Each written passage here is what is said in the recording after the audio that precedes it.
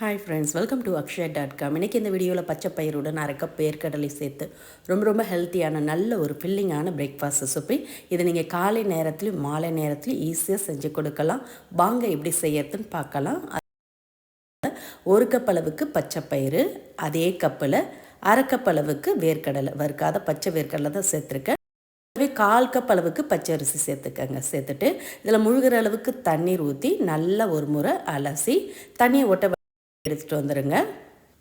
இந்த அளவுக்கு நல்லா அலசி தண்ணீரை வடிகட்டி வந்த பிறகு இதில் தேவையான அளவு தண்ணீர் ஊற்றி அப்படியே ஒரு பிளேட் போட்டு மூடி வச்சுடுங்க. 3லேருந்து 4 மணி நேரம் அப்படியே ஊறட்டும். உங்களுக்கு டைம் இருந்ததுன்னா நீங்கள் ஒரு 5 மணி நேரம் கூட ஊற வச்சு நல்லா ஊறி இருந்தால் தான் சுவையாக இருக்கும். பாருங்கள், நல்லா ஊறி வந்திருக்கு பாருங்கள். இந்த அளவுக்கு ஊறி இருக்கணும். அப்போ தான் நல்ல மைய அரைபடும். இப்போ ஊற வச்ச பயிர் எல்லாத்தையும் மிக்சர் ஜாருக்கு மாற்றிக்கங்க. இது மாதிரி மிக்சர் ஜாரில் எல்லாத்தையுமே இதோட 1 டீஸ்பூன் அளவுக்கு உப்பு சேர்த்துக்கங்க. 1 டீஸ்பூன் அளவுக்கு ஜீரகம் சேர்த்துக்கங்க. சேர்த்துட்டு ஊற வச்ச தண்ணியே கொஞ்சம் கொஞ்சமாக சேர்த்து மைய அரைச்சி எடுத்துகிட்டு வந்துடுங்க. இந்த அளவுக்கு மைய அரைச்சி எடுத்துக்கங்க.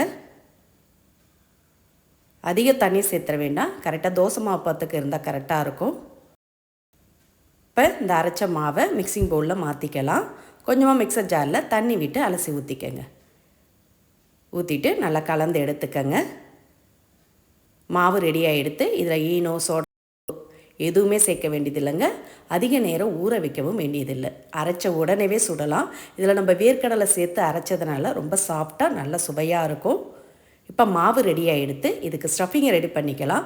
அதுக்கு மிக்சிங் பவுலில் ஒரு மீடியம் சைஸ் கேரட்டை துருவி சேர்த்துக்கங்க. கூடவே பொடியாக கட் பண்ண முட்டைக்கோஸ் ஒரு 1/4 கப் அளவுக்கு, மீடியம் சைஸ் வெங்காயத்தை பொடியாக கட் பண்ணி சேர்த்துட்டு இதோட 1 டீஸ்பூன் அளவுக்கு பொடியாக கட் பண்ண இஞ்சி துண்டு சேர்த்துக்கங்க. கூடவே 2 பச்சை மிளகா, 4 பூண்டு பல்ல பொடியாக கட் பண்ணி சேர்த்துட்டு ஃப்ரெஷ்ஷான மல்லி இலைகளையும் சேர்த்துக்கங்க.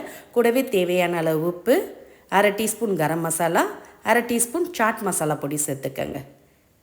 நம்ம பச்சை மிளகா 2 சேர்த்துருக்கோம். அதோட காரமே கரெக்டாக இருக்கும். இப்போ சேர்த்து நல்லா எல்லா இடம் பரவற மாதிரி கலந்துக்கங்க. வெஜிடபிள் ஸ்டஃபிங் எடுத்து உங்கள் கிட்ட எந்த வெஜிடபிளாக இருந்தாலும் பொடியாக கட் பண்ணி சேர்த்துக்கங்க. அப்படியே இருக்கட்டும். இப்போ தோசை தவாவை சூடு பண்ணியிருக்கேன். தவா நல்லா சூடானதும் துணியால் தொடச்சி எடுத்துட்டு 1/2 கரண்டி அளவு மாவு ஊற்றி ரொம்ப மெலிசாக தீத்தாமல் இந்த அளவுக்கு கொஞ்சம் தீத்திக்கங்க. ஊத்தாப்பெல்லாம் சுட்டு எடுப்போம்ல, அதே மாதிரி தான். இப்போ அது மேலே கொஞ்சமாக எண்ணெய் விட்டுடுங்க. சுற்றிரும் எண்ணெய் விட்டு இதில் நம்ம கலந்து வச்ச வெஜிடபிள் ஸ்டஃபிங்கை மேலாப்பில் தூவிடுங்க. பரவலாக இது மாதிரி தூவிட்டு கரண்டியால் இது மாதிரி ப்ரெஸ் பண்ணி விடுங்க. அப்போ தான் உள்ள வரைக்கும் சேர்ந்து வெந்து வரும். இப்போ அப்படியே மூடி வச்சு ஒரு 30 செகண்ட் ஆனதும் திறந்துடுங்க. திறந்துட்டு திருப்பி போட்டுக்கோங்க. நம்ம வெஜிடபிளாக வதக்காமலே சேர்த்துருக்கோம், அதனால தான் மூடி வச்சுருக்கோம். நல்லா வெந்து சாஃப்டாக கிடைக்கும். இப்போ திருப்பி போட்டு ஒரு சைடு செவந்ததும் எடுத்துடலாம்.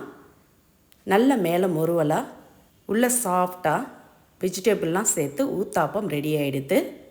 இதை அப்படியே எடுத்து சுட சுட பரிமாறலாங்க. இதுக்கு சைடிஷ்லாம் எதுவுமே பெருசாக தேவைப்படாது. சாப்பிடவே அருமையாக இருக்கும். சுட்டு வைக்க வைக்க சாப்பிட்டுக்கிட்டே இருப்பாங்க. அந்த அளவுக்கு சூப்பராக இருக்கும். நீங்கள் விருப்பப்பட்டீங்கன்னா தக்காளி சட்னி தொட்டு சாப்பிட்டு பாருங்கள், இன்னும் அட்டகாசமாக இருக்கும். எப்போவும் ஒரே மாதிரி இட்லி தோசையாக செய்யாமல் இட்லி தோசைக்கு பதிலாக இது மாதிரி ஹெல்த்தியான பிரேக்ஃபாஸ்ட் ரெசிபி நீங்களும் இதே மாதிரி இதே அளவுகளோட டிஃப்ரெண்ட்டான சுவையில் ட்ரை பண்ணி பாருங்கள். இந்த ரெசிபி பிடிச்சிருந்தா வீடியோக்கு ஒரு லைக் கொடுங்க. ஃப்ரெண்ட்ஸ் அண்ட் ரிலேட்டிவோட இந்த வீடியோவை நிறைய ஷேர் பண்ணுங்கள். மறக்காமல் நம்மளுடைய சேனலையும் சப்ஸ்கிரைப் பண்ணிவிடுங்க. நன்றி, வணக்கம்.